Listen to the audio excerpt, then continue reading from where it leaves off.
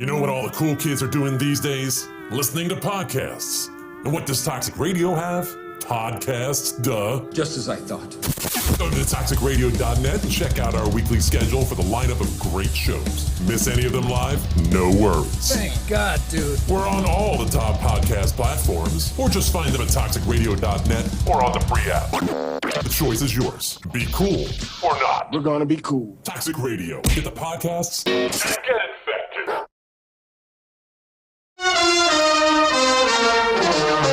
Planning your Saturday night can be a bit of a bitch. Saturday night is the loneliest night in the week. Well, it doesn't have to be. Load up Toxic Radio every Saturday night for the heavy metal happy hour with the one and only Fishman. I know that, dude. There will be interviews, ticket giveaways, a little bit of banter with Toxic Mike, and of course great metal from the 80s all the way through today. Starts at 7 p.m., runs until Fish says it's over. Everyone get out!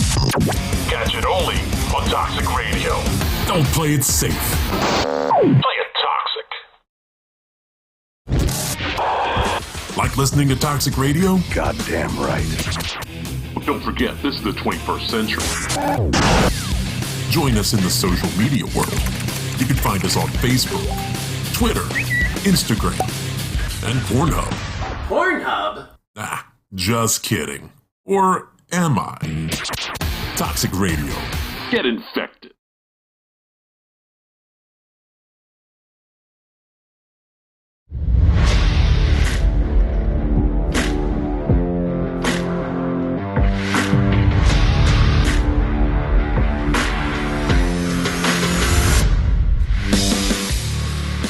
Hungry for Hope Nation, your host here, Donnie Hart, and we are live from Toxic Radio Studio, and I'm joined by my very red co-host, Angela. Hey, how you doing?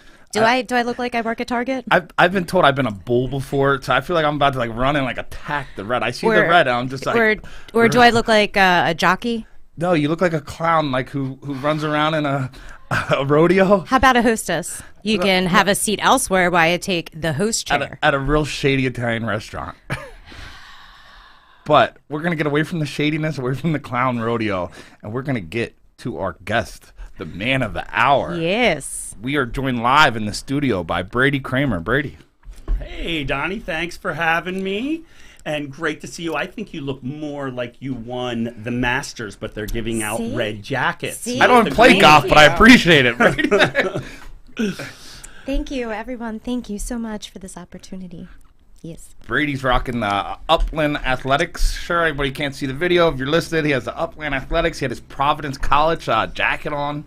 He's all rocking the gear. He teaches or coaches and athletic director at Upland now, correct? Yes, yep. I am at Upland Country Day School, and I can't tell you how many times I get stopped by people that say, "Oh, Upland, I went to Chichester," or whether I'm like, "Well, this is the Country Day School, but my mom is from Chester." So we get talking about Highland Avenue and 2J's sandwich shop down there, and at least it's a good conversation starter. I love sandwiches. But anyway, we're going to get to what we came here. You grew up in this area. Like you said, you're from the Philadelphia area. You went to that fancy school. What do you, the I feel like once it's like something like the Ohio State. It's usually cocky or something fancy. It's a very respected school. The Haverford School. They wear red. I'm just saying. They wear a lot of red, probably. Just saying. You went to the Haverford School, though. Haverford School, correct? Well, and I must correct you, Angela, we wear maroon. Okay, very, very fancy. Yes, but it is the Haverford School, which, pretty much, Donnie, starts my story.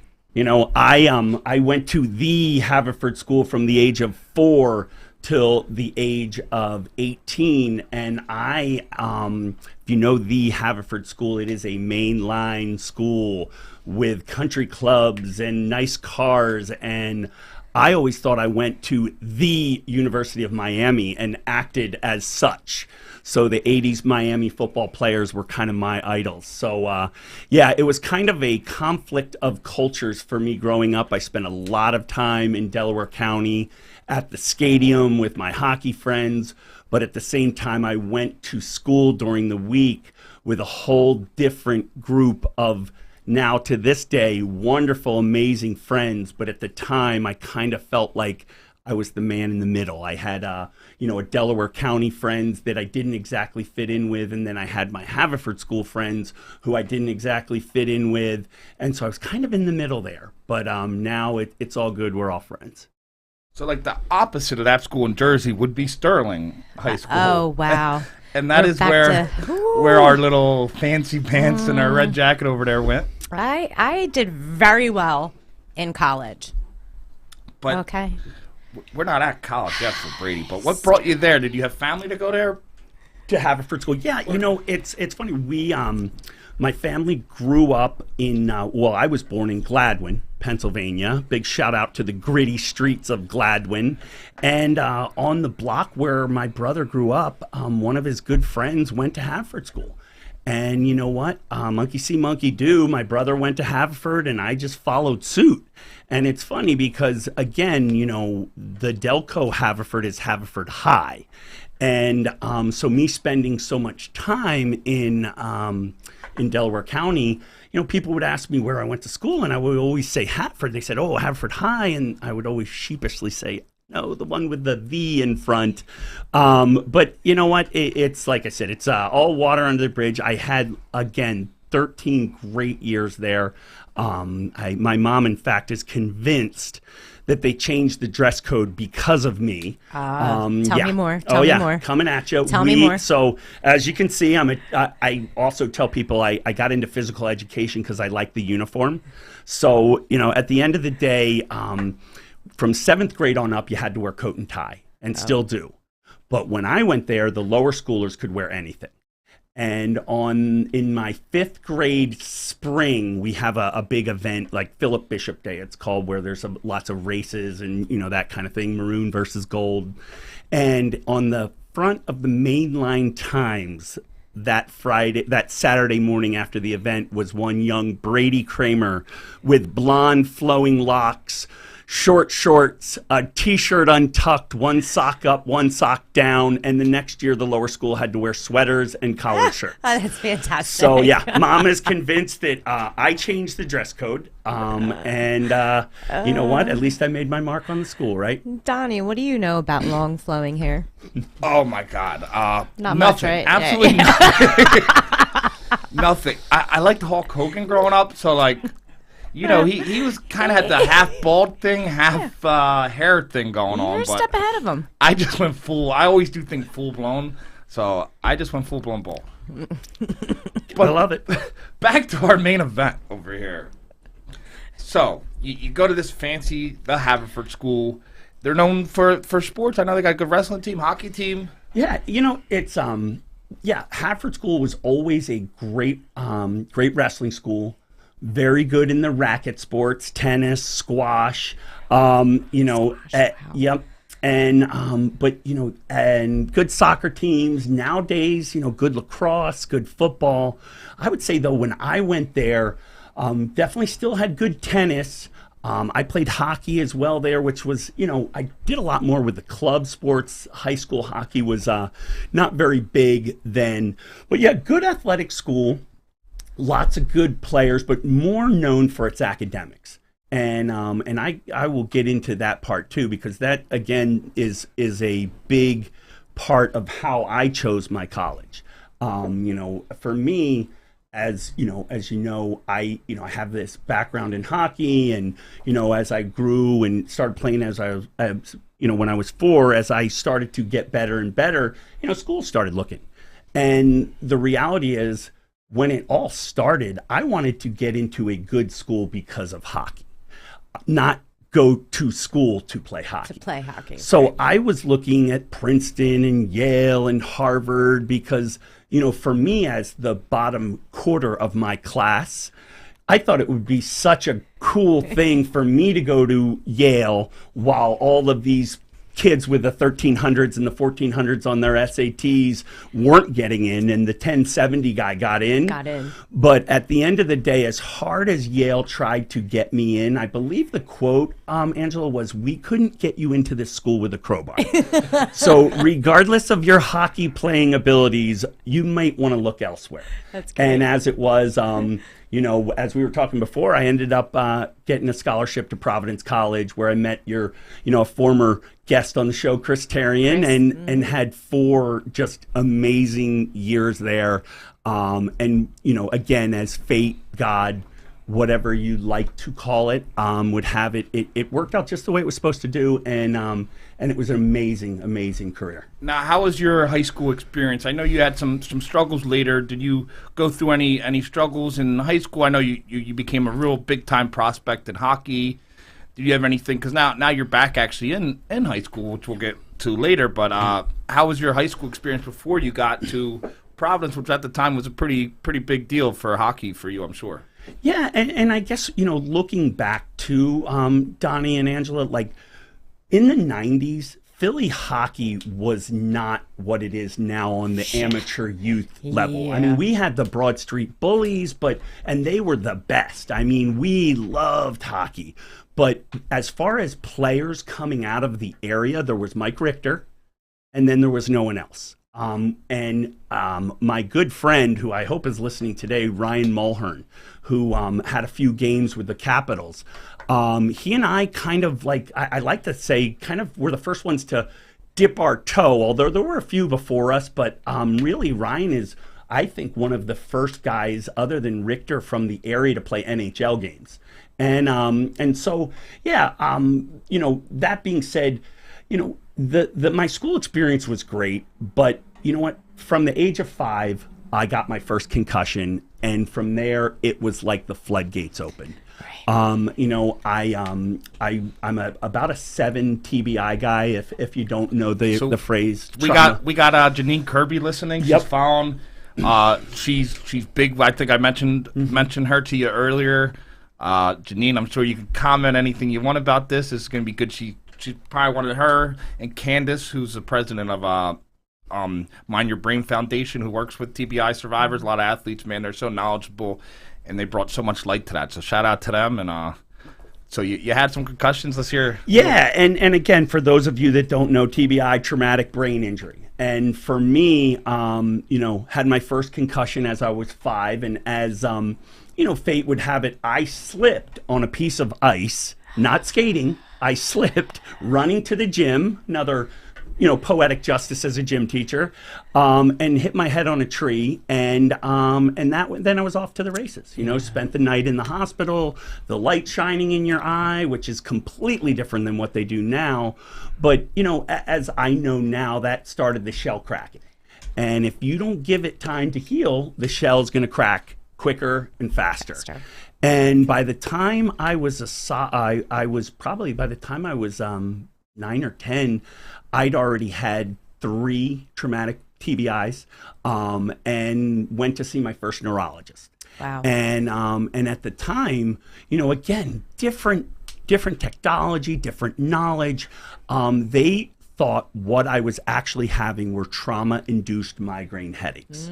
For those of you who don't know, still a TBI. Still, exactly. You know, may not be called a concussion, but still a TBI. And my parents, who I know are out there, God bless them, they would have done anything to keep me safe. Right. You know, anything.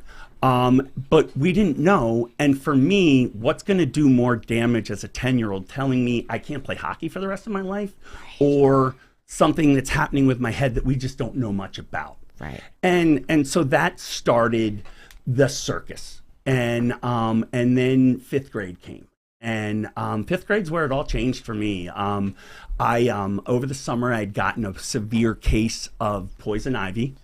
And they gave me what would now be called the prednisone pack. I don't know what they call that. Yeah. It's same thing, antibiotic. Yeah. Yeah. And you know, honestly, the only way I can make sense of it now is you have an altered brain chemistry from all the injuries. on top of this hugely high dose of steroid to help clear my skin from the poison ivy. Wow. And the reaction was immediate. I became from a happy-go-lucky kid to a terrified, scared 9-year-old 10-year-old who was afraid to die and wouldn't go to school, and begged my mom to sleep on in her room, and would have to leave school early, and you know what, I remember it like it was yesterday. It started, and that's when the D word came into my life, which I can't even say I've struggled with now. I've actually, I like to say I've been educated by my depression and inspired by it from now. It's an absolute, I don't wish it on anyone. I have a couple of friends that are going through some stuff now. I try to say that I would take away their pain, but I know how much it hurts, and I would just, all I can do is empathize. But, that's what started it. I dealt with it off and on, but that was like the first time that mental health came into my life.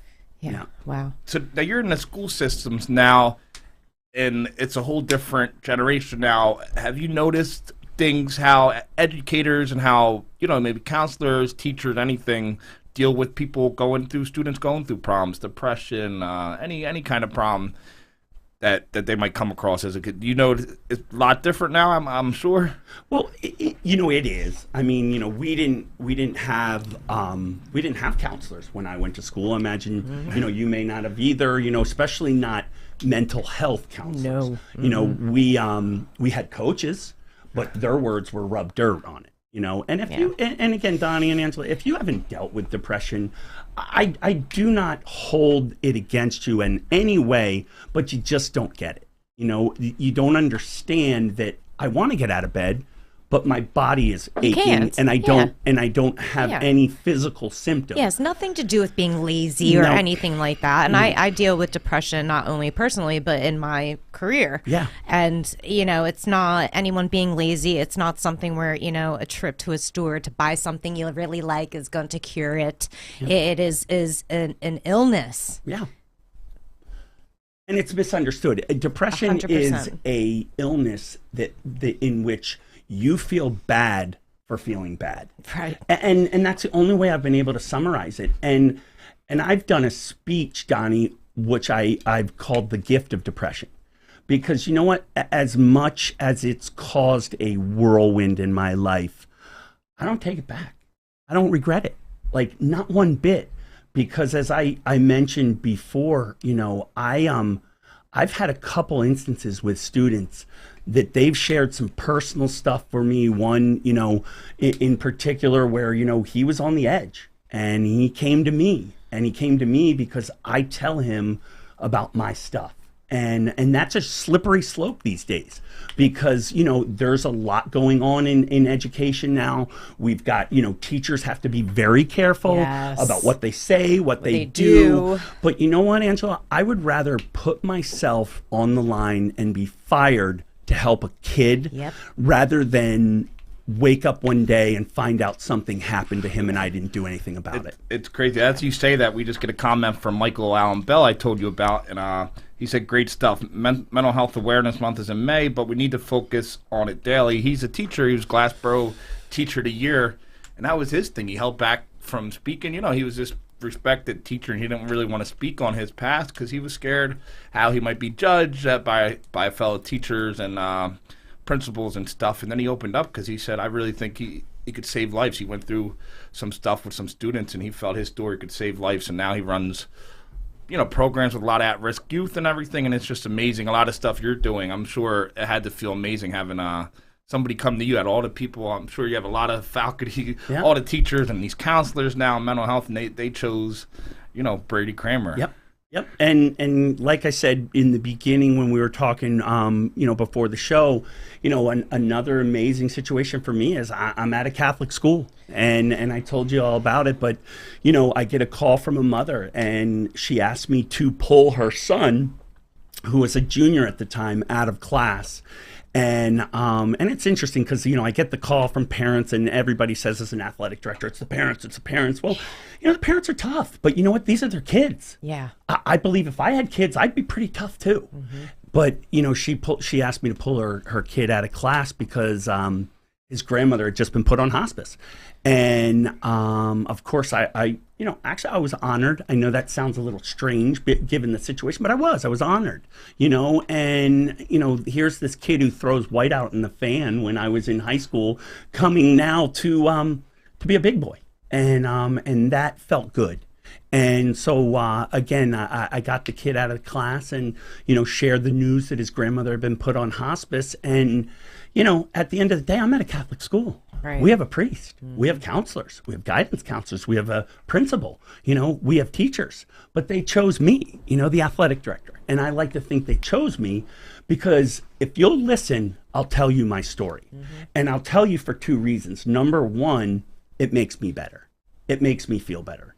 And number 2, I like to think no one gets hurt on my watch, and I tell these kids this. I say, you're not allowed to hurt yourself on my watch. Right. And you're not alone. And you're with me. And that door you see right there is always going to be open because I don't care how busy I am.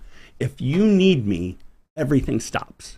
All the scheduling, all the this, all the that, it stops because there's nothing more important than you at that moment. And I have to also, though, share a little lightheartedness too. Last year, we the nurse and I teach health together. And I think mostly we teach it because I'm very uncomfortable teaching teaching the maturity part of the subject to the point where the one time the nurse was late and I tried to get into the whole development process, and my 8th graders were very kind and they looked at me and said, "Coach, you don't have to do this. Just wait for the nurse." And so I did. But after one particular class, I believe it was on consent or something like that. Well, one of the female students came up to me and said, "Hey, Coach Kramer, can I speak to you, privately one day?" And I said, sure, we'll set it up, thinking, what, I've got to dodge this bullet. As a male teacher, we don't do this. Right. And so I said, sure, but wouldn't you rather talk to the nurse? And she looks at me and she says, "No, I really want to talk to you." And I said, all right, we'll do it. But thinking, there's no way I'm doing this. By yourself, and this is going away. Yeah.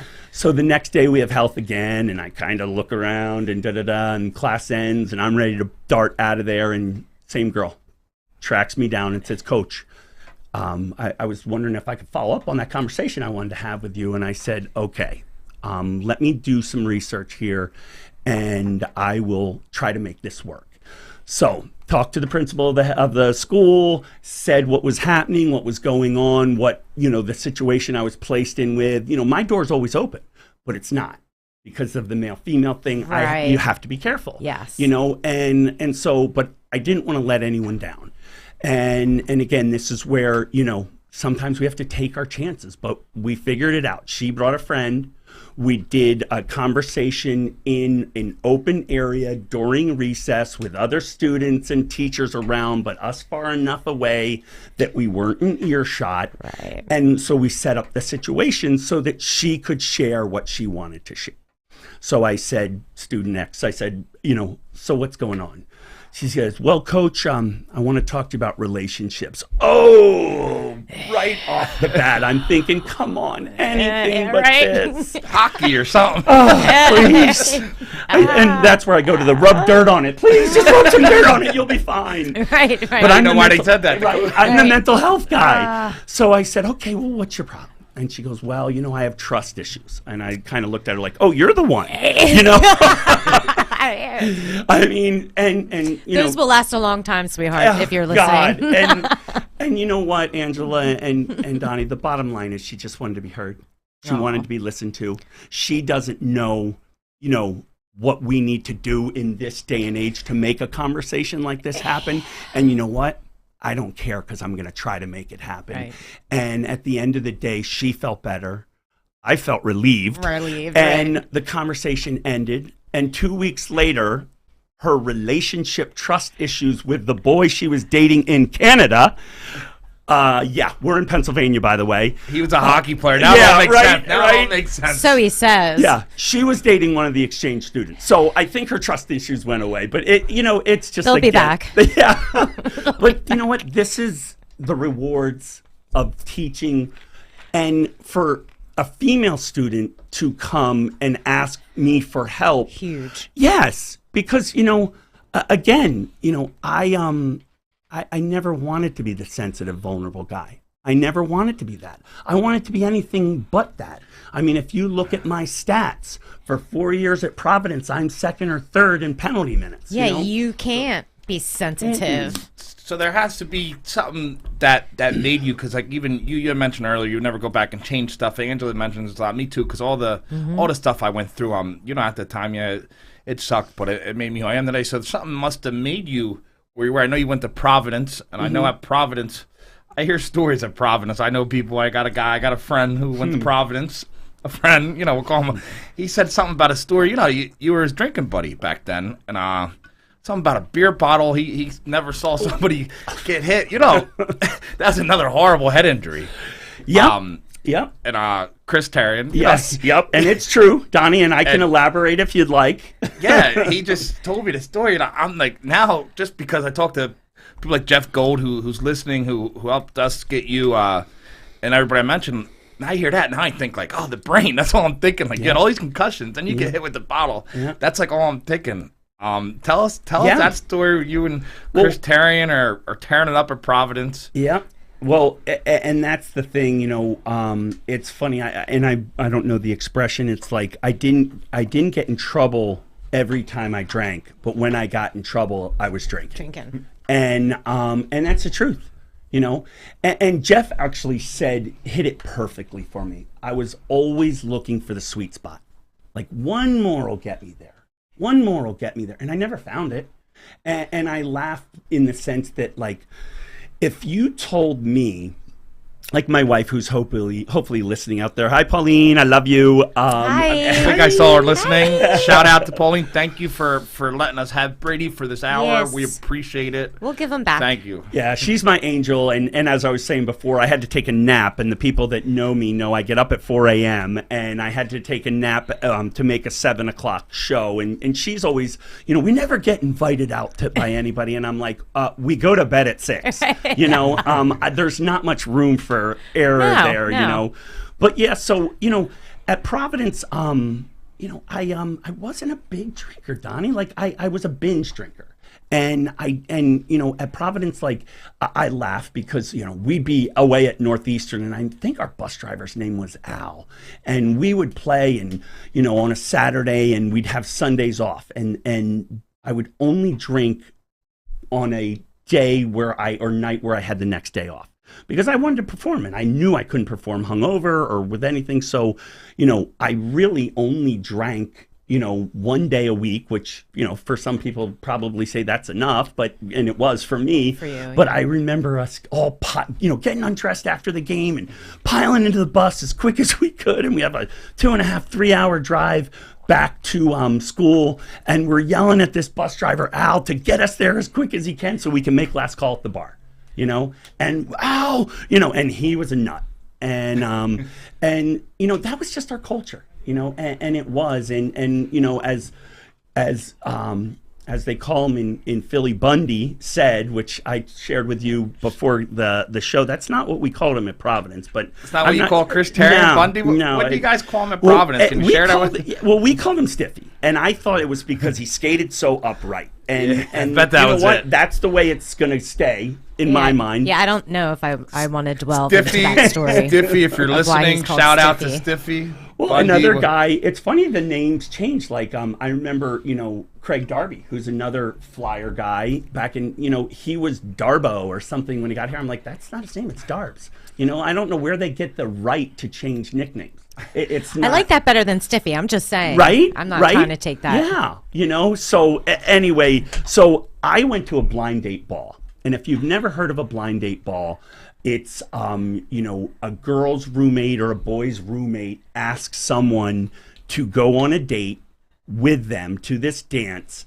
And the roommate doesn't know, but obviously I know who I'm going with, but she doesn't. So I was invited to cute. go to this blind date ball at the end of my freshman year. And I remember it to this day. Michelle, if you're out there, I'm sorry I ruined the night, but I wandered away.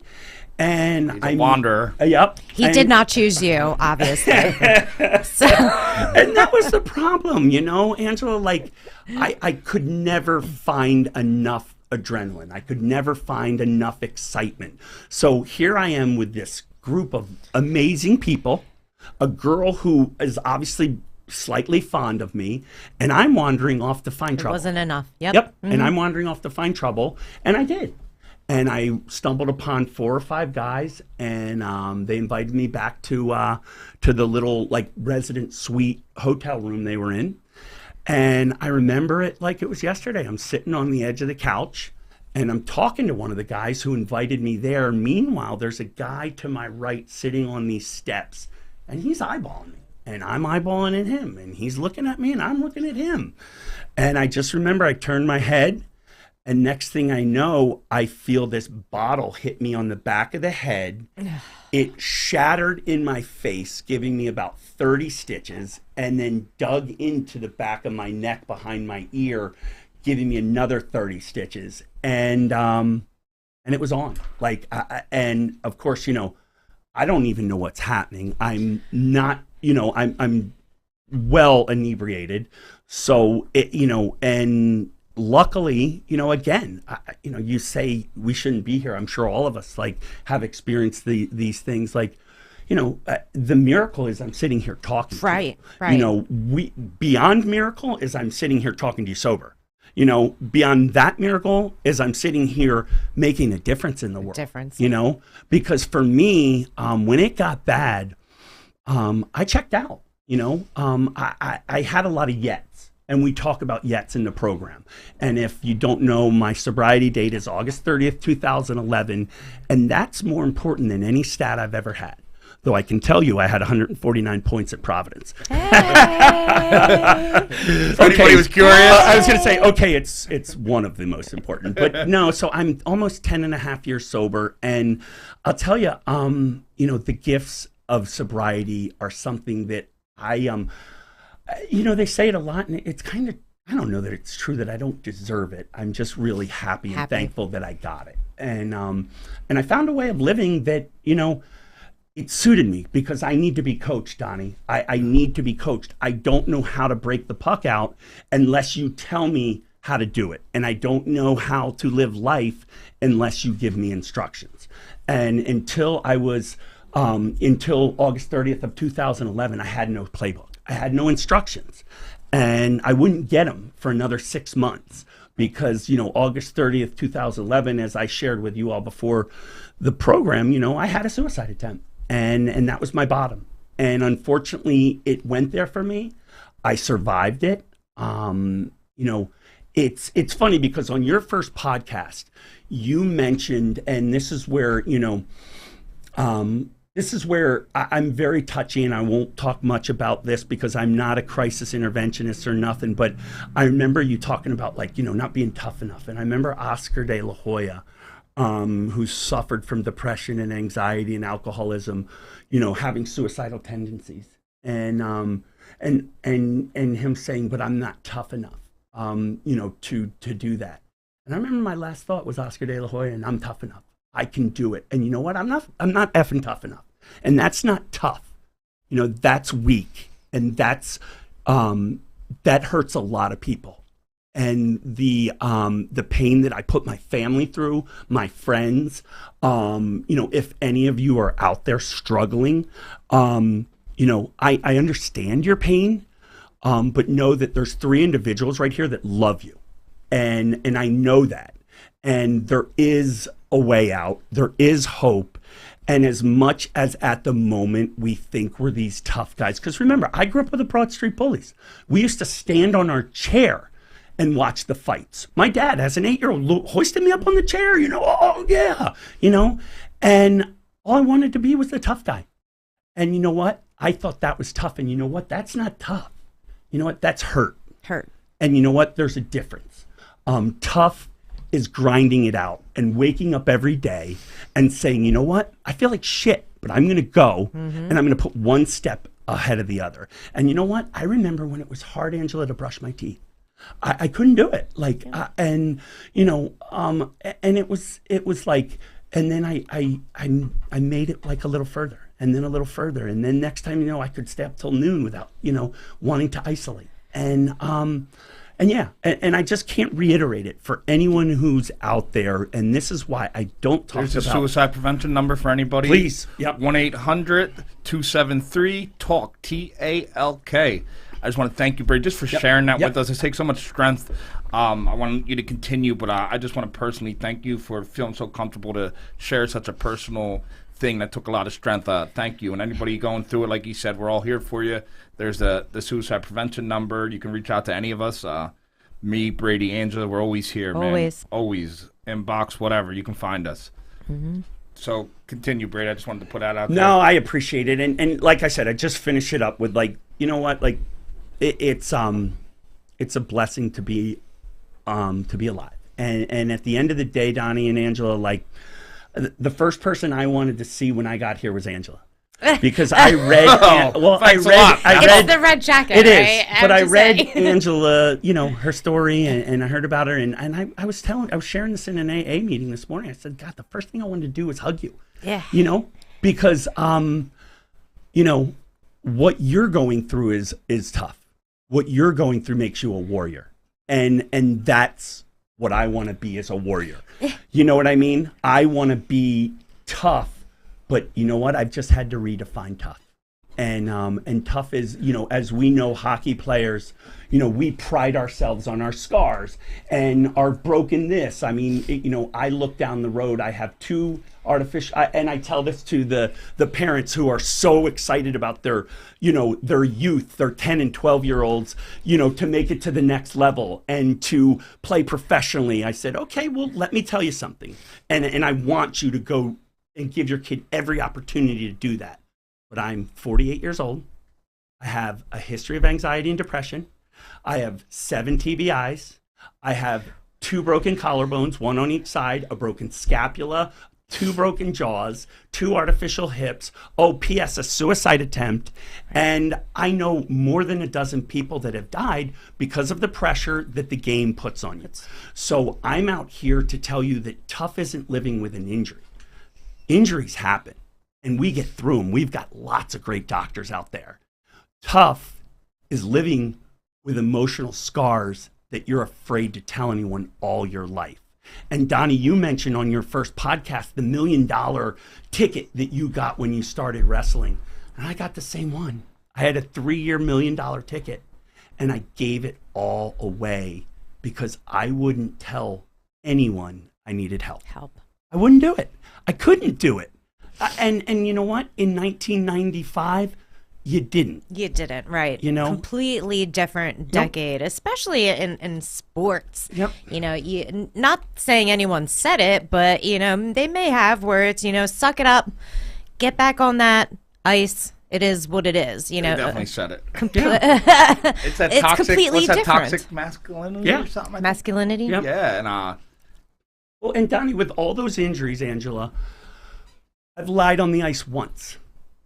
Once I've laid on the ice and had to have a coach or a trainer come out me, and I was 5 years old, and I fell so hard on my chest, I got the wind knocked out of me, and I thought I was dying. I couldn't breathe. Yeah. Other than that, 85% of those injuries happened on the ice. Oh, yeah. And I didn't lie on the ice once, not because I'm tough, because I didn't want anyone else to know that I was hurt. I can live with a physical injury. They're just injuries.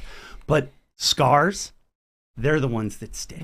Ryan Mulhorn just commented. He said he loves you. You're the best, Brady. Oh, man. Give a shout out to him. Well, I'm the second best, Ryan. You know that. He's the one that he's always the one that I was looking up at. And, you know, talk about a good mentor and talk about a guy that is doing a lot for his community. Look up Ryan Mulhorn, folks, one time, and you'll see another warrior. Good father, good coach, good friend. And Ryan was one of my Delco buddies too that you know I looked up to, and we were thick as thieves. And he ended up going to Brown, which was an Ivy League school. So apparently they could get him in with the crowbar, but not me. So I went across the street to Providence. Yeah. Thanks for listening, Ryan, and keep on doing the great stuff you're doing. So you got to. You had the great career at Providence, and you got to this. You got drafted to the NHL. Yep. And you talk about a lot of stuff. What happened at that point? Because you would think as a kid, you probably grew up wanting to be. Once you got pretty good at hockey and realized you probably grew up wanting to be a professional hockey player for a while. How did it feel to finally get to this thing? I'm sure a lot of people told you you couldn't get there. I'm sure you overcame a lot and finally getting to that point. How did you feel, Brady? Well, and it's funny, and I'll try to not talk for an hour and a half here because I know we only have an hour. But this is where I guess the rubber met the road, for lack of a better word, because in '95. Well, first of all, and speaking of Ryan, I remember being at Philadelphia Hockey Training School, and our one of the big coaches was a guy, Bruce Craig, and he, if he's out there, thanks, Coach Craig, because you inspired me, because you told me that we would never play pro. And I probably make this up, but it's never let the truth get in the way of a good story, So, but I swear, I think Ryan and I looked at each other like, that's gonna happen. So don't worry, Coach Craig. We'll make sure you're wrong, and it did. But at the end of the day, it was, so we lost in the finals of the Hockey East Championship in '95.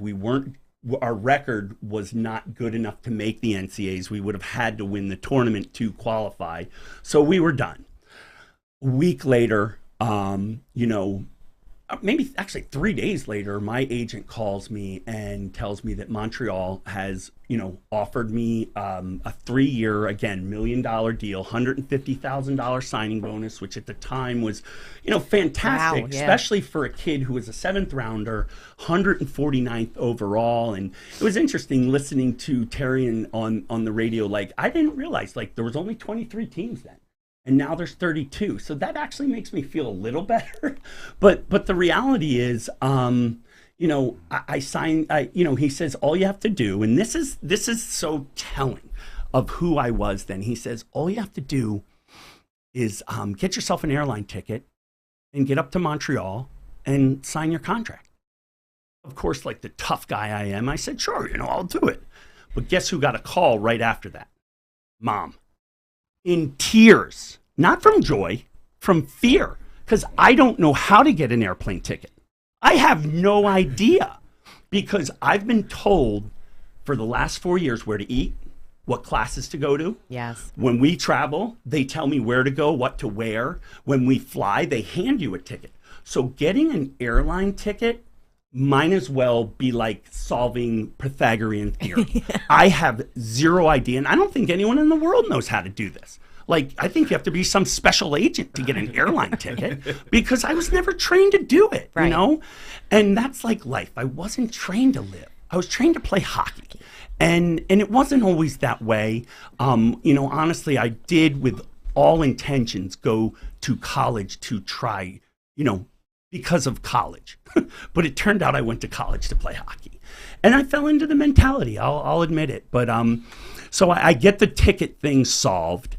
And, I don't even know where to start, Donnie, with all of the trouble I had. But let me summarize it with a couple things. I got stopped at immigration because I didn't have working papers. I got up to Montreal and they kicked me out of the locker room. And again, I was up at Montreal, but Fredericton, which was Montreal's farm team, like the Philly Phantoms, the Hershey Bears, I believe Lehigh Valley now, they were in Montreal for so that the fans could see the prospects. So we were playing Cornwall, which was Quebec's team at the time, now Colorado, as an exhibition kind of in the Forum. So we were up in Montreal. Well, they kicked me out of the locker room because my contract wasn't quote unquote right. Again, I'm in tears on my agent, big tough guy, in tears in the Forum, talking to my agent because they said the money was in Canadian when I was up in the NHL, and we said it was American, which back then was a huge difference. And so they get that resolved, practice, not to mention I had been threatened the night before by one of my own players, Chris Murray, who, again, love the guy, great teammate, but at the time, I'm just a little puke American kid that's going to try to steal his job. And, you know, I had come back, and my good buddy who I mentioned before, Craig Darby's in Fredericton too. Well, don't they trade him in 2 weeks? So I'm here like, you know, where am I going? So, you know, long story short, first game against Cornwall, mom and dad are in the stands. You know, I luckily avoid the full out team bench clearing brawl, because in college you skate all around the ice in warm-ups. In the pros, you go right to your half. Well, I went to go skate full ice, and I remember somebody grabbing me from the back like, whoa, where are you going? We just go to our side. So, you know, not a lot of instruction for young Brady Kramer when he's going up to the pros. Right. I like to think they do it a little better these days, right. But the 10 minutes prior to the game did not cut it with the coach. Anyway, long story short, get my goal, 15 seconds left, and I get in my fight. And you know what? This guy had been harassing me. In fact, I know him. And you know what? Doug Friedman, if you're out there, I forgive you. Because I'm sure he was, you know, and I didn't know it, but he was an enforcer. He was a tough guy, you know, and I wasn't. And I wasn't there to do that. And as I mentioned before, and this You're is... a punk, Friedman. You're a punk.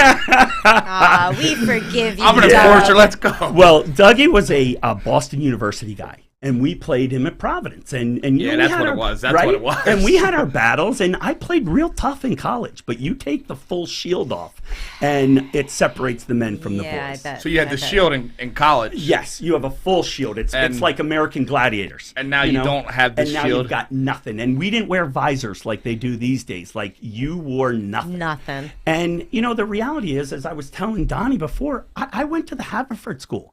A fight was a wrestling match and maybe ended in a headlock, not a right cross to the nose.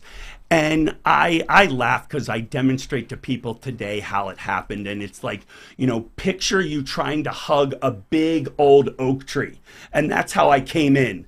Well, needless to say, that exposed the old nose a little bit. And it was a one punch. And to this day, I still like to think I tried to throw a punch back, but I don't think so. You know, next time you have an oak tree, you should just go to Enright Tree Service. They cut down trees. They cut down oak trees. They're Enright Tree Service. They're in South Jersey. They're the number one tree company.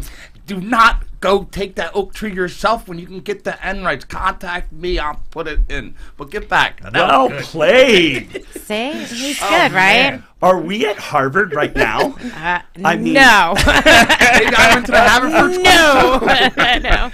Good try, though. This is Harvard. And this is where... You gave it the old college try right there. And I'll tell you, this is where the stars aligned, because I'm listening to Chris Terrian's podcast prior to me coming here tonight, and they're talking about the tough guys, and Chris is talking about the toughest guys he played with. And he lands on Donald Brashear. And a lot of you guys know Donald Brashear. We called him Doe. Big, talented player. He was also really good at fighting. And that's the shame of the NHL back then, is these guys were awesome players, but they fell into this niche of having to fight, and they didn't, you know, and it was like, these are like, I remember the Flyers back there in the 70s, they had like 620 goal scorers, you know, including Dave Schultz, I think, one year. But long story short, I'm bloodied. I'm a mess. Donald had gotten kicked out of the game earlier, and he's in the locker room. I'm going to shower up, and as the story goes, and I love to tell it, Donald looks at me, and he's a French Canadian, but enormous. And he says, "Brady." And I said, "Yes, Donald." He says, "That is not your job here," because he thinks I'm going to steal his job. Right. And I look at him, and I think I said, "Thanks for effing telling me now." And that was my induction into pro hockey. Now, we were on the road trip. I could tell you the story about getting back to Fredericton, my one roommate being called up to the NHL, my other roommate being Russian and not being at home. I get back to the house that I'm living in, where they've traded my best friend, you know, and college roommate, Craig Darby, and I'm by myself. Well, guess what? I don't have any food. So who gets the call? Mom. Yes. Mom gets the call. And P.S. Mom, I love you. And Mom did end up moving up to Fredericton with me for the last 2 months. We love you, Food, Mom. airplane tickets. And shout out to Mom. Moms, wives, we do it all. So I had played with a bunch of the guys on Fredericton on the World Junior team, and she says, why don't you go borrow a car from one of the guys and go get some food at a convenience store? This is in Fredericton, New Brunswick. They speak French. It's about 3,000 people. I'm from, suburbia, and I'm like a fish out of water. So I said, all right. I borrowed the car from Brent Bilodeau, great guy, and I get in the car. It's stick shift. I don't know how to drive stick shift. So I figure it out, doing the old, like, you'd think that the Jeep was on hydraulics. That was it the whole way, right? right? Oh, yeah. So I get to the convenience store, and I get mac and cheese and a cup and a can of soup. You did That's okay. going to be my first pro meal. Yes, some people have filet mignon. I get mac and cheese and the can of soup. So I get home, and I take out the mac and cheese, and I read the instructions. You need butter and milk. It is not the instant kind that you squeeze the silver package. This is the real deal. Well, that one's out. Well, I got the can of soup. I'm not going to starve on my first night, am I? There is no can opener in the house.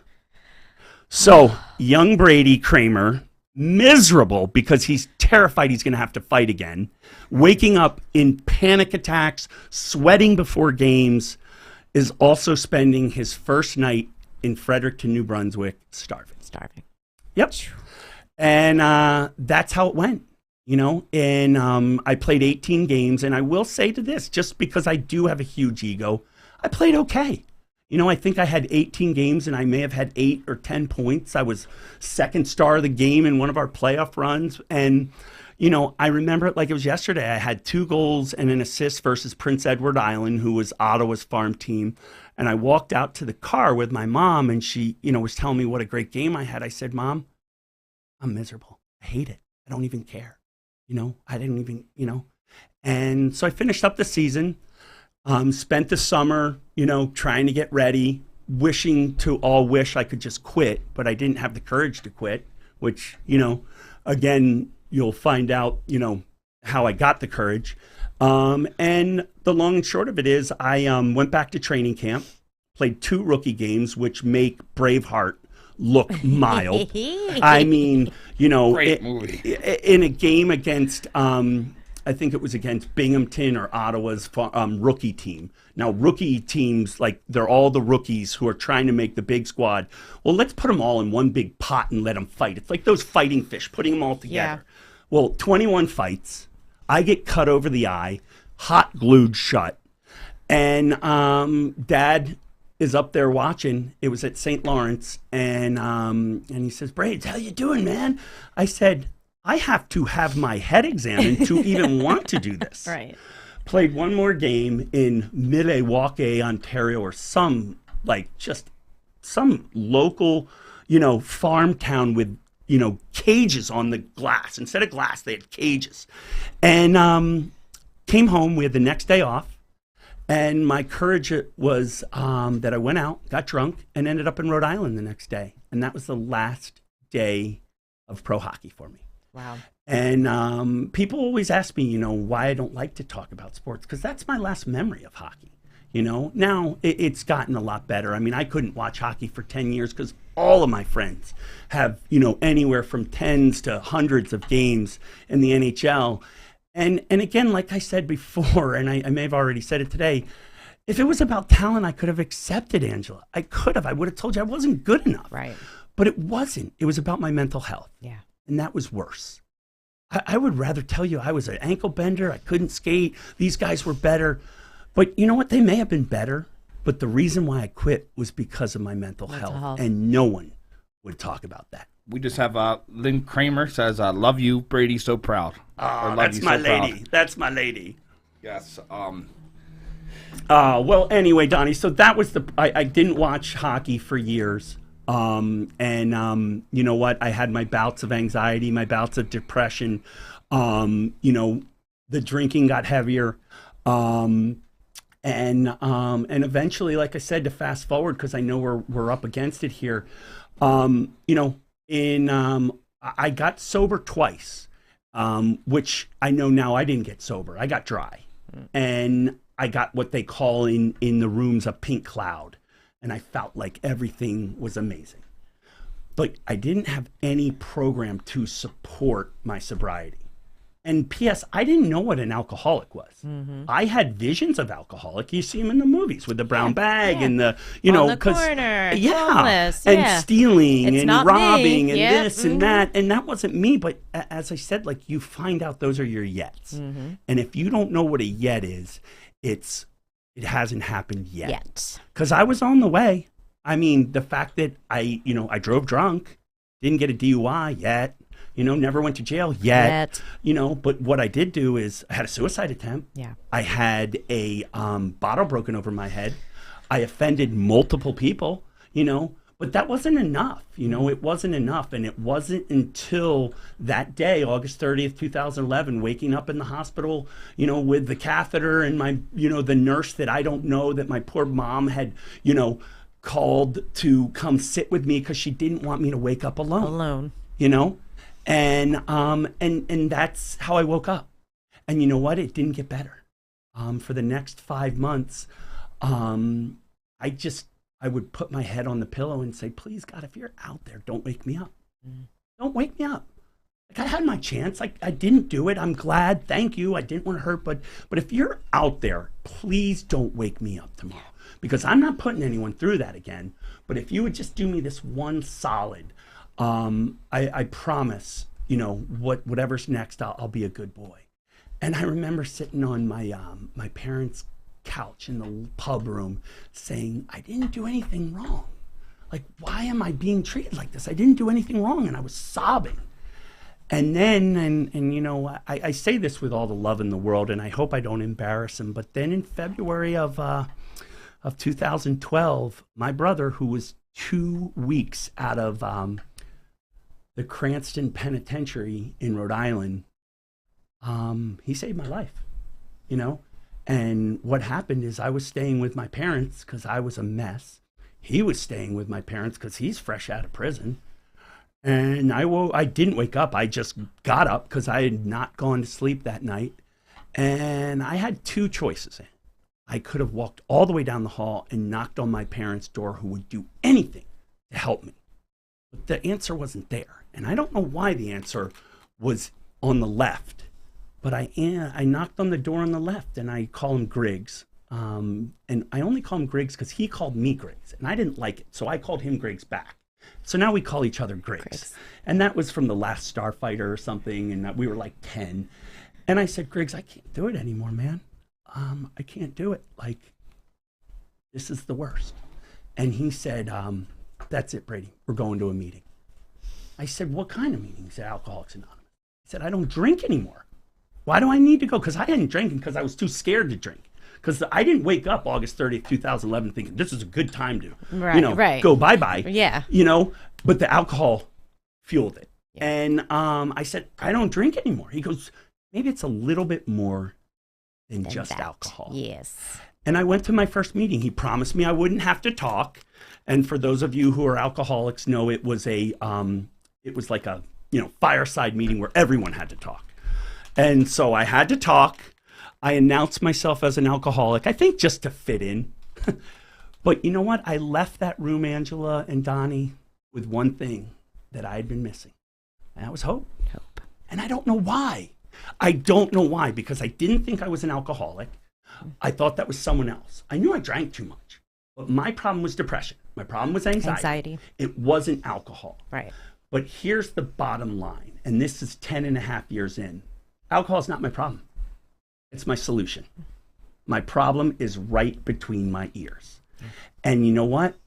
I have a support group that is beyond this world. My brothers and sisters, my wife, we circle the wagons.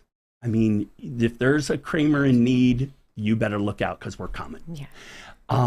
And I'll tell you this, at the end of the day, I've had my struggles in sobriety. My sponsor talks about sober bottoms.